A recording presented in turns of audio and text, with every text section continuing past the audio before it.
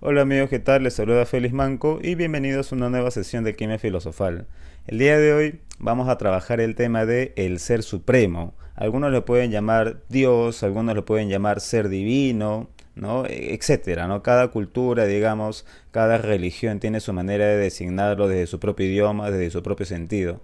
Nosotros no vamos a agotar el tema sobre la naturaleza de Dios, sobre la esencia del ser supremo, solamente vamos a compartir algunas ideas de un texto de Rafael Petaccioni, que es un historiador de las religiones, un científico de las religiones italiano del siglo pasado, y nos vamos a valer de este texto, que es un compilado, digamos, de ensayos, que se titula Metodología de la Historia de las Religiones, me parece que lo puedes ver. Fue compilado por Michel Eliade y Joseph Kitagawa. Tiene un conjunto de artículos que fueron publicados en el año 1965 por la Universidad de Chicago y que en español recién salió en 1996, o sea, para nuestro ámbito, digamos, de habla hispana, es relativamente reciente, ¿no? Para decirlo de una forma. Este librito, y espero que tú lo puedas buscar en internet, de hecho se puede descargar fácilmente, ¿no? Tiene 8 capítulos, aparte del prefacio. El primer capítulo dice La historia de las religiones en los Estados Unidos de Norteamérica por Joseph Kitagawa. Básicamente es una historia de las religiones dentro de Norteamérica. El segundo capítulo, muy importante, ¿no? La religión comparada, a dónde y por qué. Algunos estarán preguntando, oye, pero ¿por qué vas a hablar de las religiones? ¿Eres un creyente? ¿Eres un teólogo? No. De hecho, para los que no saben, así como existe la psicología, así como existe la historia, la antropología, la sociología como ciencias sociales, también existe la ciencia de las religiones, ¿no? Algunos le llaman historia de las religiones. Algunos le llaman religiones comparadas. Tiene muchos nombres para designar esa nueva ciencia. Bueno, no es nueva, de hecho ya pasó hace más de un siglo de su nacimiento. Entonces, claro, acá Wilhelm Cantel Schmidt habla acerca de qué es la religión comparada, ¿no? ¿Qué es la historia de las religiones y por qué se las estudia? ¿Ya? Obviamente hay que hacer la diferencia con la teología. Recordemos que la teología es un campo que nace básicamente con Platón, que se desarrolla en la filosofía medieval, con la filosofía cristiana, la filosofía medieval, etcétera, pero ellos están más aunados a la naturaleza del Dios cristiano, ¿no? Del Dios judío-cristiano. En el caso de las religiones comparadas, o en el caso de las ciencias de las religiones, no solamente se toca la religión cristiana. Precisamente, si hablamos de comparar religiones, si hablamos de historiar las religiones, hablamos de todas las religiones que han aparecido, incluso la religión del hombre primitivo. Nosotros precisamente el día de hoy, cuando tocamos la naturaleza del ser supremo, vamos a tratar de ir hasta el origen, ¿no? O sea, cómo el hombre primitivo empieza a formar esa idea de un ser divino, de un ser que está más allá de todas estas circunstancias, de todos los aspectos existenciales por los cuales él habría pasado. Y eso nos interesa a nosotros, ¿no? No vamos a debatir acerca de ese clásico problema de si existe Dios, si no existe Dios. ¿No? Son problemas, digamos, un tanto, no superficiales, pero muy manidos y cuestión que de repente de la ciencia de las religiones no se estanca en eso nada más, ¿no? Tratamos de profundizar en ello, ¿no? Entonces es muy importante este segundo capítulo.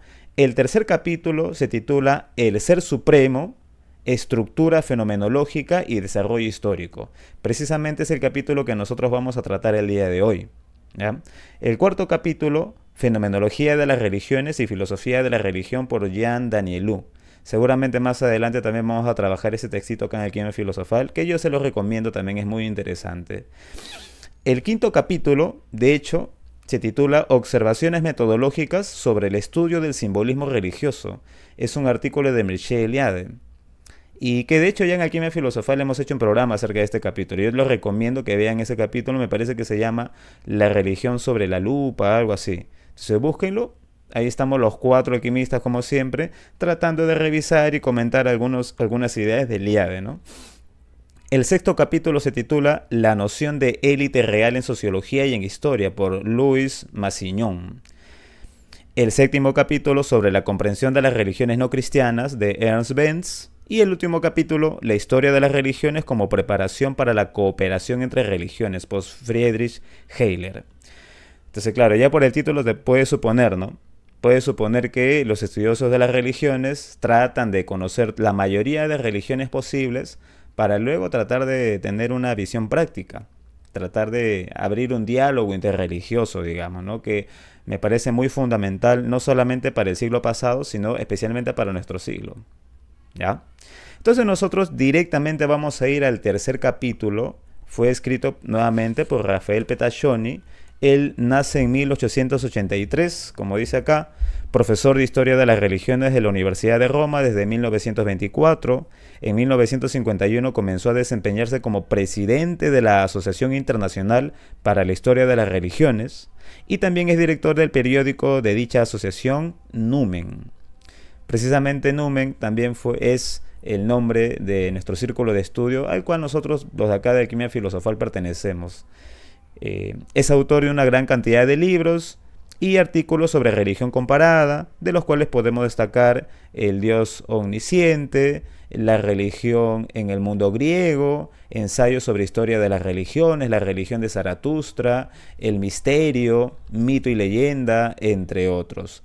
El profesor Pettaccioni es miembro de diversas sociedades eruditas europeas y tiene títulos honorarios de las universidades de Bruselas y Estrasburgo.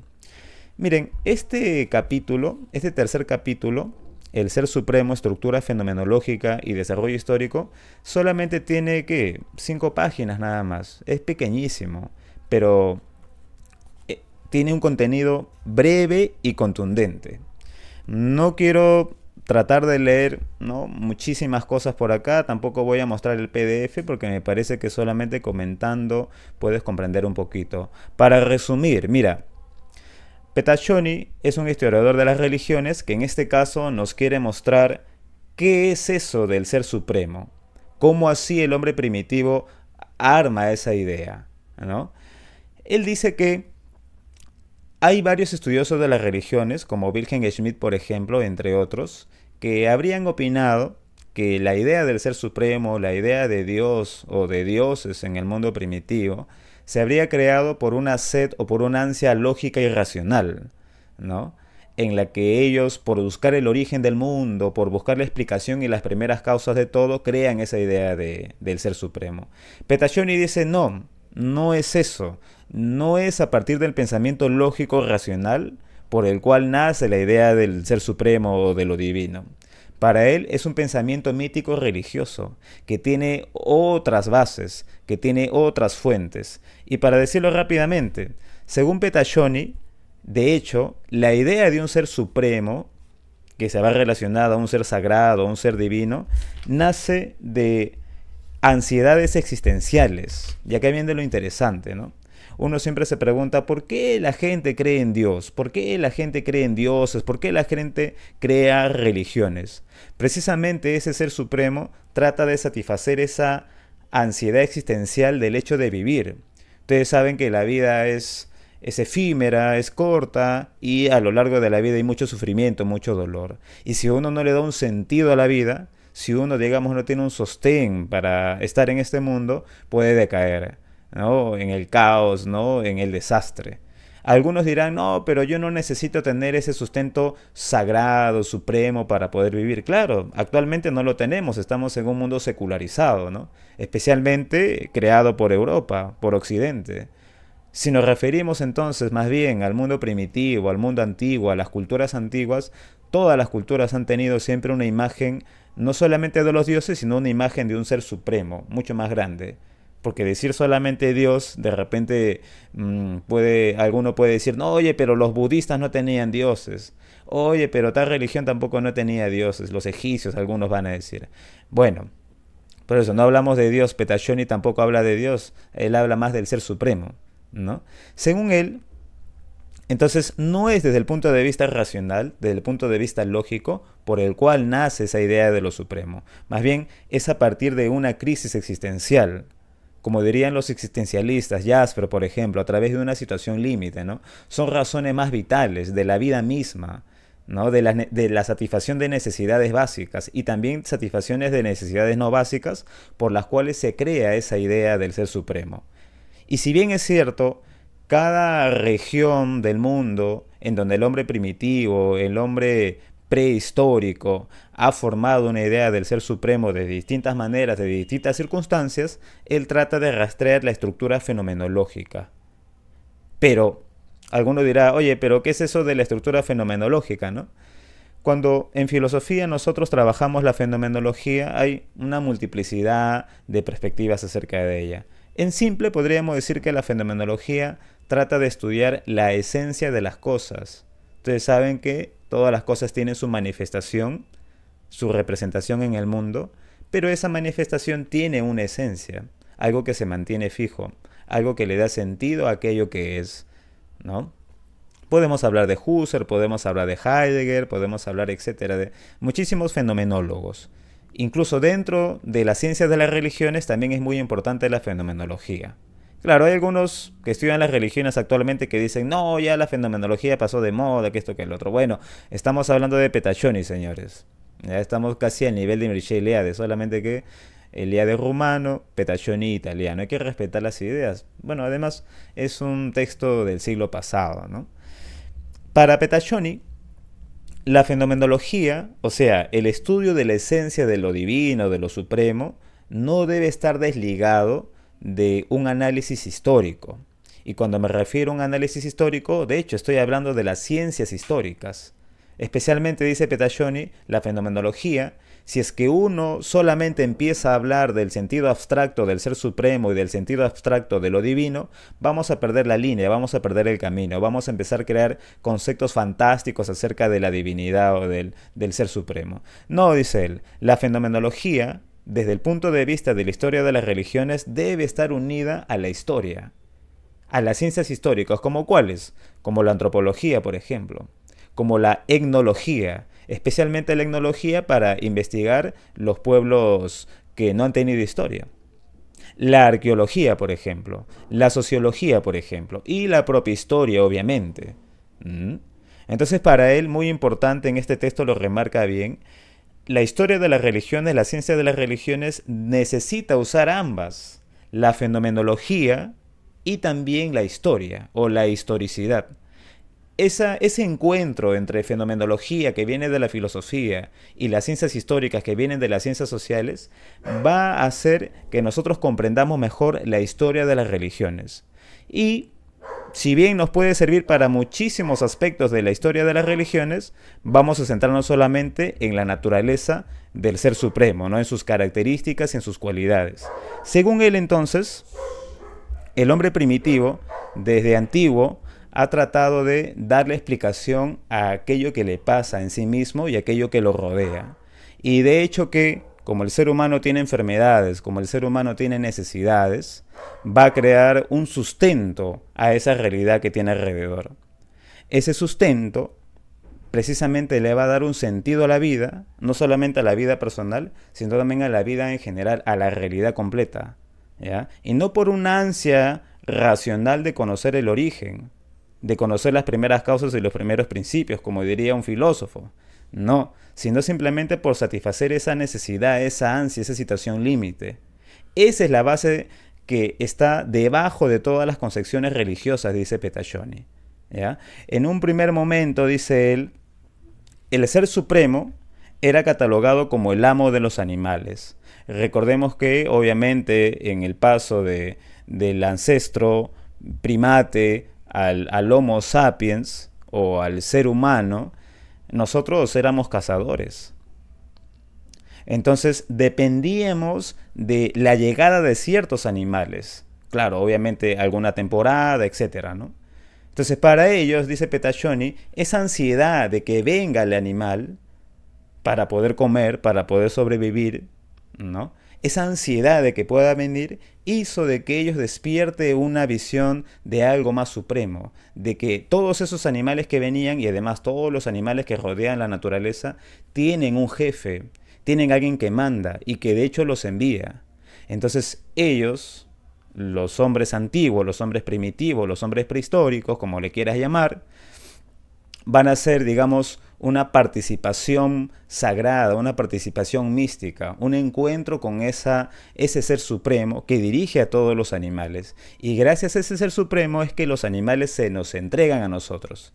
y nosotros podemos cazarlos. Y obviamente, como ustedes muy bien saben por sus cursos de historia, la caza antigua no solamente era ir a matar al animal, sino que ya cuando el Homo sapiens tenía una concepción cultural, estaba acompañado de ciertos rituales, ¿ya? Estaba acompañado de cierta mitología, ¿no? De cierto sentido, ¿ya? Entonces, una primera noción del ser supremo, dice Petaccioni, es el amo de los animales. Precisamente, si hablamos a nivel histórico, está relacionado a la caza del hombre primitivo, ¿ya? Más adelante aparece otro ser supremo. Ese otro ser supremo ya va a estar vinculado más a la tierra, a la propia naturaleza, pero no a la naturaleza vegetal, sino a la naturaleza terrícola, terrestre. ¿De dónde va a salir, claro, la vida vegetal? ¿No? Entonces el hombre entra a este estado de ser agrícola, ¿no? Y entonces esa visión de la agricultura va a hacer que ellos ahora vean el suelo como algo sagrado. Porque si bien antes esperaban a los animales, y por lo tanto el ser supremo era el amo de los animales, ahora ellos van a esperar la fruta, las verduras. ¿Mm? ¿Entienden? Entonces, obviamente ahora la tierra también va a tener su divinización, su sacralización. Van a aparecer rituales, van a aparecer cánticos, van a aparecer toda una mitología acerca del crecimiento de la semilla, acerca del crecimiento de la planta y de cómo la planta se une con el sol y etcétera.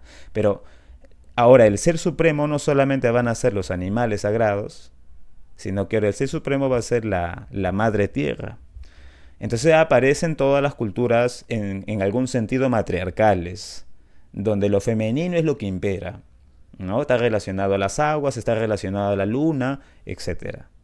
¿Ya? Más adelante va a aparecer la visión ya no de la tierra como ser supremo, sino más bien del cielo como ser supremo. Entonces alzamos la mirada, el hombre primitivo alza la mirada y se da cuenta de que esa luminosidad, ese cielo gigantesco, inmenso, no solamente nos mira, no solamente nos alumbra, sino que de ahí viene la lluvia. Y gracias a la lluvia es que se fertiliza la tierra.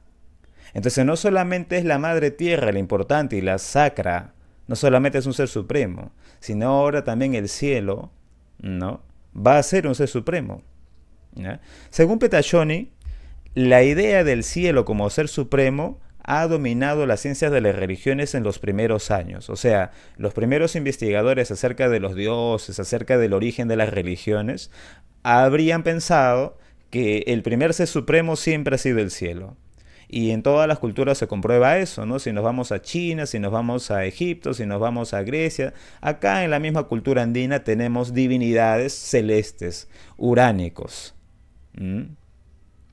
Sin embargo, dice Petaccioni, esa concepción uránica, esa mitología del cielo, esa ritualidad, esa sacralización del cielo, va a ser posterior. Previamente había ya una figuración suprema de la tierra y previamente a la tierra obviamente una visión sagrada del jefe de los animales, ¿ya? Entonces, claro, el cielo trae lluvias, las lluvias hacen que crezca la vegetación, hace que crezca el pasto y obviamente los animales se van a alimentar de esa vegetación, de ese pasto, no solamente el ser humano, sino los animales. Y ahí es donde el hombre ya da el paso a la agricultura, según Petaccioni, ¿no? Entonces aparece esa sociedad más pastoril, esa sociedad ya más ganadera, esa sociedad ya más patriarcal. Entonces, mientras la tierra era la madre, el matriarcado, ahora el cielo es el padre, el patriarcado, ¿no? Entonces ahí estamos viendo ya cómo se va formando, ¿no? esta idea del ser supremo en base a la satisfacción de ciertas necesidades y de ciertas angustias, de ciertas ansiedades que tiene el hombre primigenio. ¿Ah? ¿Ven? Entonces detrás de todas las divinidades, detrás de todos los seres supremos que nacen desde el hombre primitivo, pasando por las grandes civilizaciones religiosas y culturales, está detrás esa satisfacción de la ansiedad, de crisis existencial. Son razones vitales las que dan origen al ser supremo, no una cuestión meramente racional, ¿ya? Entonces, claro, ¿qué es lo que estamos haciendo? ¿Qué es lo que está haciendo Petashoni? Unir ambas disciplinas.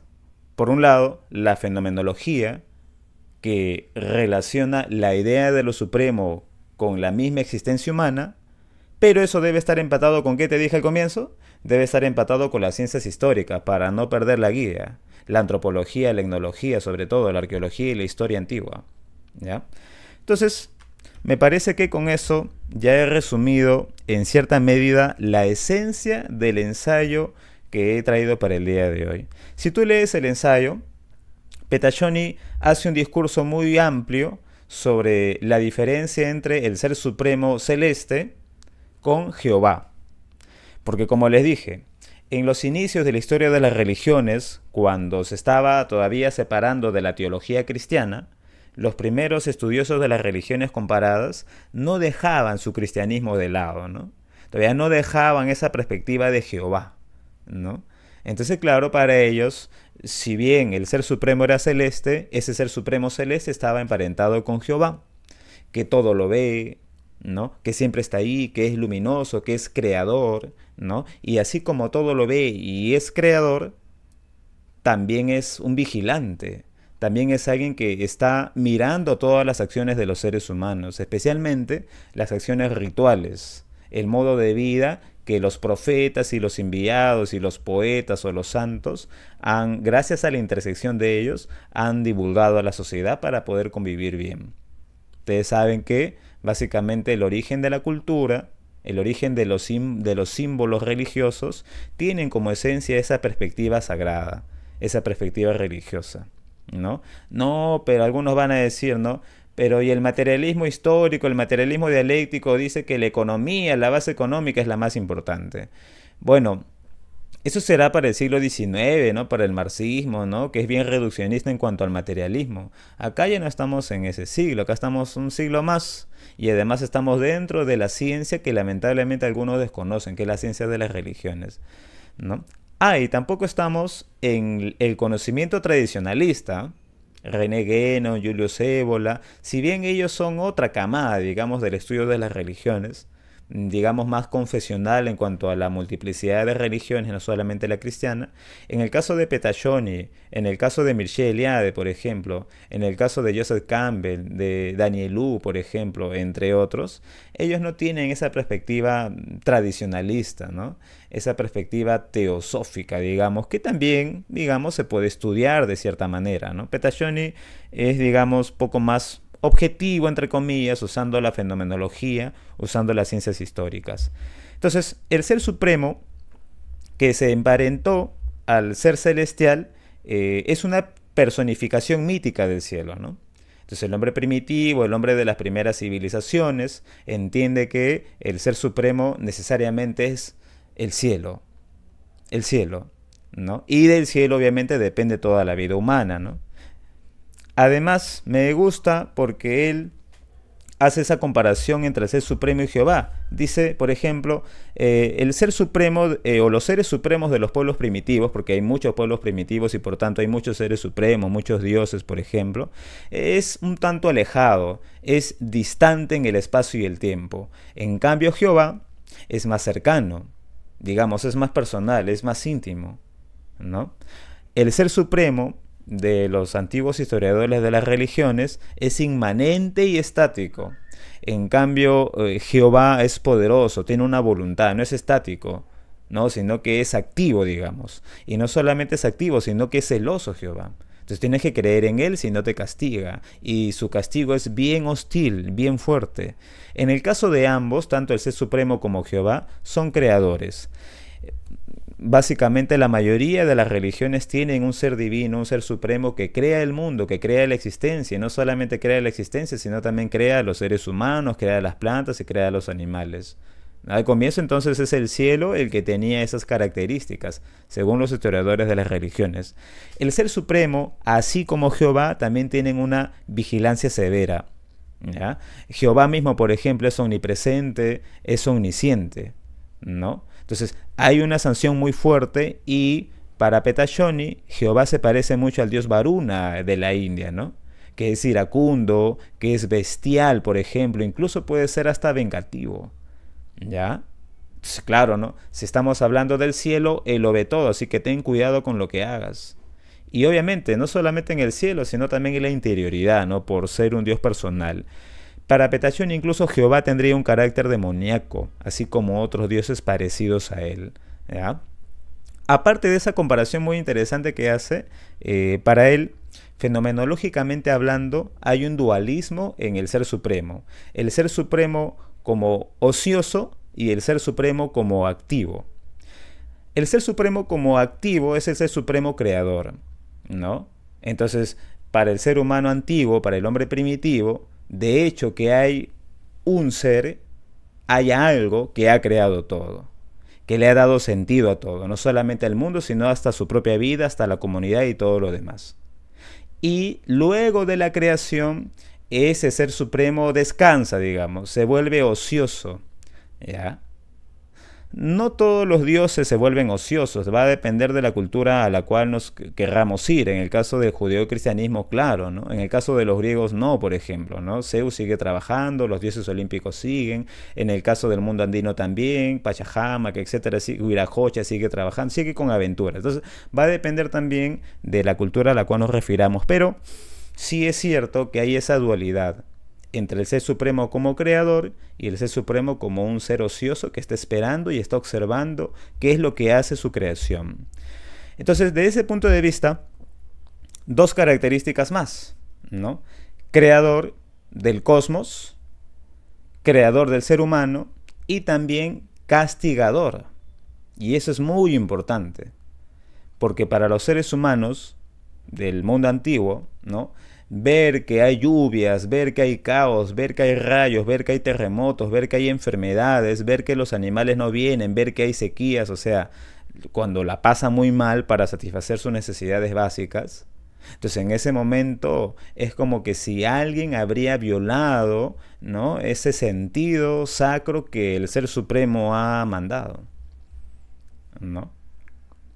Entonces cuidado, pensarán los hombres primitivos, ¿no?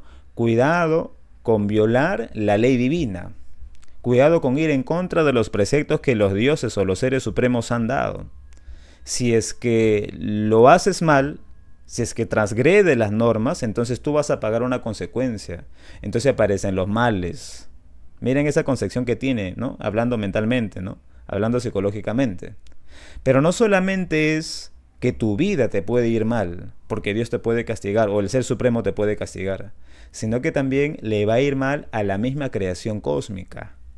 Y ya no solamente es cuestión negativa para la persona que ha hecho el mal, sino cuestión negativa para toda la sociedad, para todos los animales, para todos los seres vivos y para toda la realidad. ¿Ok?